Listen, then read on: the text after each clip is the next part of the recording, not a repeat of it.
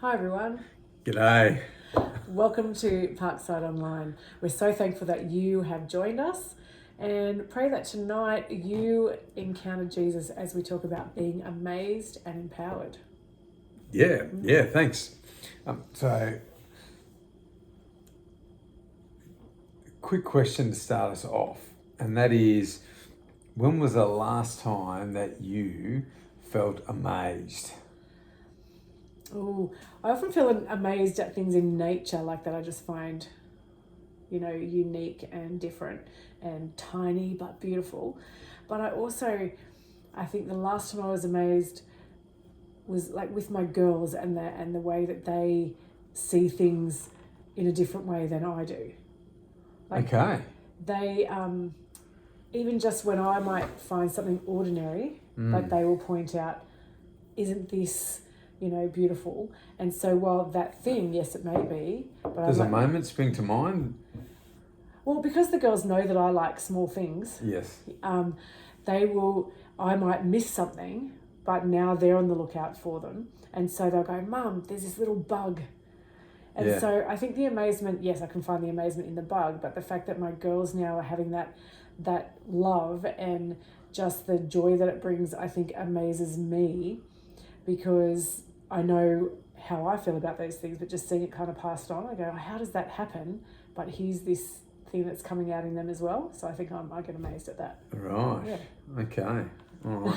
Well, yeah, I had a moment the other night where my oldest daughter and I were sitting down, and she's actually asked to have a cup of tea. Cheers to you. And so we were sitting down in our lounge, and she was sitting in the chair opposite me, and she's just beginning her teenage years, and yet here she was sitting perched on the lounge chair, cup held in two hands, and having just a very adult and free-flowing conversation with me.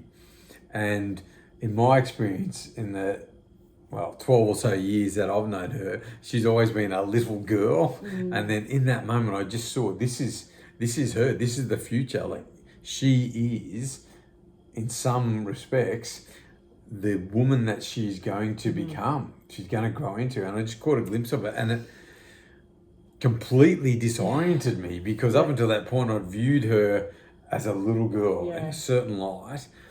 And whilst it wasn't the moment that everything changed, it was a moment that certainly my perspective changed, and I had to see her in a new way, and it was quite disorienting. And when we talk about amazement, that's where we're coming from, is that this experience of something so impacting, it confuses you. You might think about being astonished even, which I love, because the origin actually comes from thunder, something that rumbles your thinking so completely. You used the word, I think, awe, something that you encounter, something that's broader than yourself. And we'll pose a question as you're watching this. When was the last time that you felt amazed? And it may take you a while to reflect on that. I think we live in a world where we might use words like amazing. That coffee is amazing, but it doesn't confuse us. Or it doesn't discombobulate us. It doesn't shake our orientation.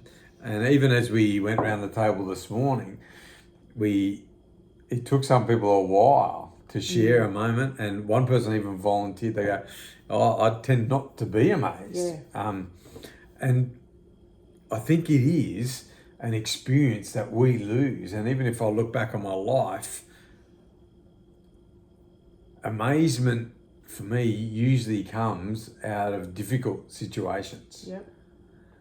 I remember a pilgrimage to Uluru that we took with some high school students, actually, and just this sense of insignificance as you approach this massive monolith that just erupted from the ground in the middle of nowhere. And it was incredible. And I think when we look at science, like science will tell us that when we have an encounter like that, that actually we go through an experience called the small self, which is where the way that we see ourselves and our lives and our problems Yeah. and our capabilities gets reoriented. And it's good for our social interactions. When we feel amazed, we become more pro-social. Yeah. When we feel amazed, actually, it broadens the way that we think. And so we're going to explore that right now. We're going to draw some inspiration again from the scriptures. I'm reading from the book of Mark here, Mark chapter 1, and it just says this. Jesus and his companions went to the town of Capernaum, and when the Sabbath day came, he went to the synagogue, which is the meeting hall where they discussed matters of God, and probably a few civic matters where they discussed the town gathering. And Jesus began to teach. The people were amazed at his teaching, for he taught with real authority, quite unlike the teachers of religious law. And suddenly a man in the synagogue who was possessed by an evil spirit began shouting, "Why are you interfering with us, Jesus of Nazareth? Have you come to destroy us?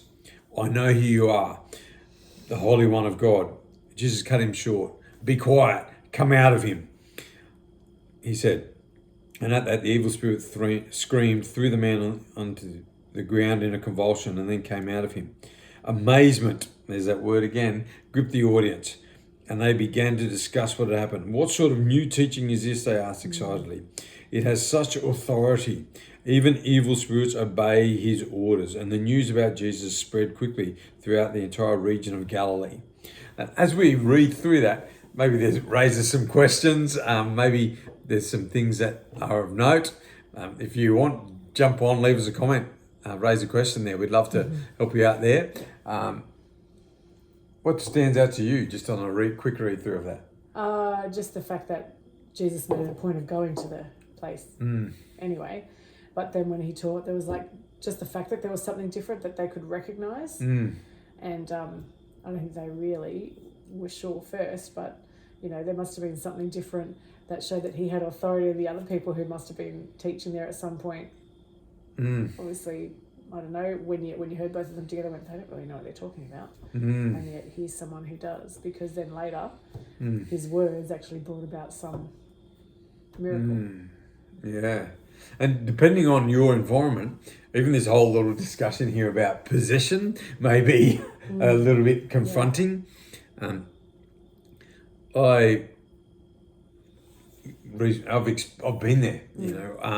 We were on a trip overseas to a country to the north of Australia, and we were actually sitting down in a room in this training centre, and we heard a bit of a ruckus going on, and so a few of us dragged ourselves up and left the air conditioning and went out into the rest of the facility, and there was this man writhing on the ground, and one of our group who was there walked over and just said, "In the name of Jesus, come out." And nothing changed. This guy was still writhing around on the ground and twisting. And so this person once again said, "In the name of Jesus, come out." Bum, bum. And nothing happened. And so we were all a bit shocked and a bit disappointed. And then someone came and kind of explained a bit of the backstory, and apparently this guy had gone on to one of the local doctors, and we might call them witch doctors. They certainly believed in the power of spirits and used those things, in this case, to heal an infection. Like they gave this guy some powder and told him to say this incantation, and so this guy looked at it and said, "Okay, well, do you choose Jesus or do you choose this spirit, let's say, that healed you?" And this guy, as he's twisting, he just kind of whispers the words Jesus. And this person in our party just went, "Be free." And this guy just kind of shuddered, stood up, and then went back to peeling potatoes, gave us all a hug. And I've got to tell you, that was amazing. That was amazing. And that, I think, depending on your environment, some of you might go, "Yeah, I've seen that many times," and others of us may be thinking, "Come on, mate, you're having a joke." But that was amazing. And yet in this particular narrative, we're seeing It's not that was amazing. These people are going, what this person says confuses us. It reorientates our whole, it turns our thinking upside down. Yeah. What was the thing that then seemed to be different was that other people said words, but Jesus said words that where things happened, and where he did what he said, like what he said actually. And now we come to the second part, this idea of authority. And again, in the world that we live in, authority tends to be a bad word. Yeah. You know, maybe associated with certain styles of leadership, authoritarian. We don't like to be told what to do. And yet, really, when we're talking about authority, it's simply the ability to act, the power to do something. You know, if we have a cooking issue in this house, I can give my opinion on what tastes good. But you're the one who says, no, this is how we're going to do it. Yeah. You know, you have the power, you have the authority there. And our daughters are learning off you. You're actually empowering them because you're giving them that. Yeah. And I wonder in our lives, when we've encountered something that has left us feeling empowered. I mean, I've sat under plenty of coaches. They played a bit of rugby union, and they've tried to send us out on the field with an impassioned thing.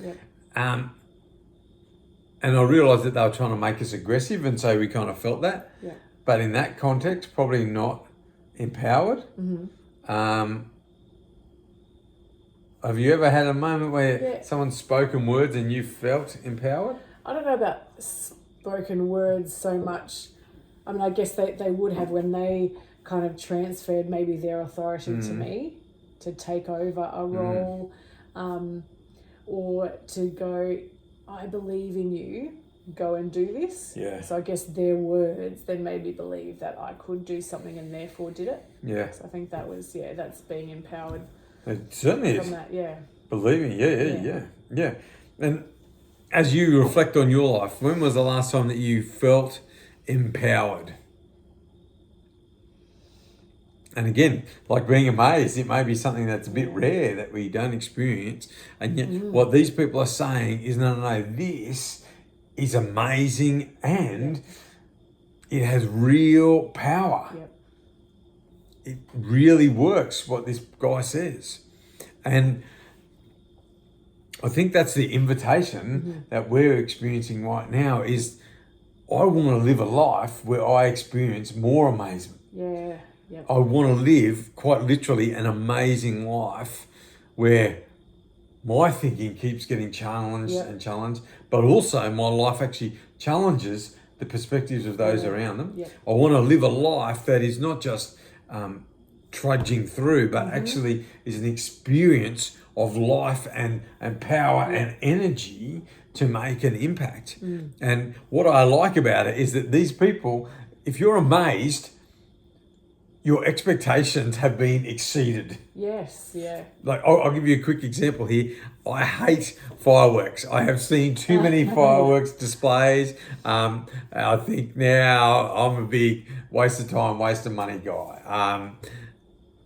And I've had the opportunity in my life to be part of some silly things and seeing kind of bridges flowing through the air through the result of explosion and all that kind of stuff. Fireworks don't even meet my expectations right now, and whilst I appreciate some of the timing in the music, I appreciate some of the artistry in some of the displays, it's not exceeding my expectations. But in stark contrast, over Christmas, I was given a bag of coffee beans. Now, I sadly have become a bit of a coffee addict. And if you give me a bag of coffee beans, one of the first things I will do is look for the roasted on date. And I've got, my little time frames. And if it's roasted before then, I'm not convinced. And, and this bag had no roasted on date. And I'm thinking, it's a nice thought, but we know how this is going to go, So you thought. Yes. And then I opened it, and the smell that came out of the bag was incredible. And then I've drink black coffee, so I made a black coffee out using these beans in this. It was phenomenal. Yeah. Like, it was so good, and I shared it with friends and said, Yeah, "You got to try this." It amazed me. Like, it exceeded my expectations. Yeah. And the exciting thing for me is that when we are starting this journey of following Jesus, when we are taking a new turn in the journey of following Jesus, Jesus will exceed our expectations. Yeah. You may be thinking, I don't have much hope, expectation in Jesus. That's cool. It's easy for him to amaze you. And even if you're someone who says, man, I've faith up to here, like, Jesus can still amaze you. Because it's not just that Jesus has the words of life, but actually Jesus is the message of life. And that when you encounter Jesus, that you will encounter something so disorienting, so confusing, so transforming in your thinking, that your life will never be the same. As a matter of fact, in such a way that the lives of those people around you will be changed. That you'll experience something not just inspiring or motivating, but genuinely the power of life. And that's what these people recognized. And as you follow the story through, you find that some people were drawn to that. That they said, this is how I want my life to go. Yeah. There were other people who made a different choice. We want to invite you, as you watch this, are you ready to be amazed? Are you ready to experience this same life-giving power that these people saw in action? If that's your decision as you're watching this right now, we're going to invite you just to take a simple step forward and to pray, Jesus, I give you my life. Whatever the moment is that you are in, Jesus, I give you my life. And then ask for this beautiful exchange. Jesus, give me your life. And you'll experience this amazement. You'll experience this life-giving power that we've read about, that I've experienced in my life. And if that's something that you want to experience right now, if you're ready to be transformed, then just pray this simple prayer. Jesus, I give you my life. Give me your life. Jesus, I give you my life. Give me your life. And if you prayed that, we'd love to support you in any way we can. We'd love you to join us around this table with a few other friends. But if we can't do that, then drop us a line, comment, DM us, and we'll support you and pray for you as best we can. Thanks for tuning in. God bless. Bye.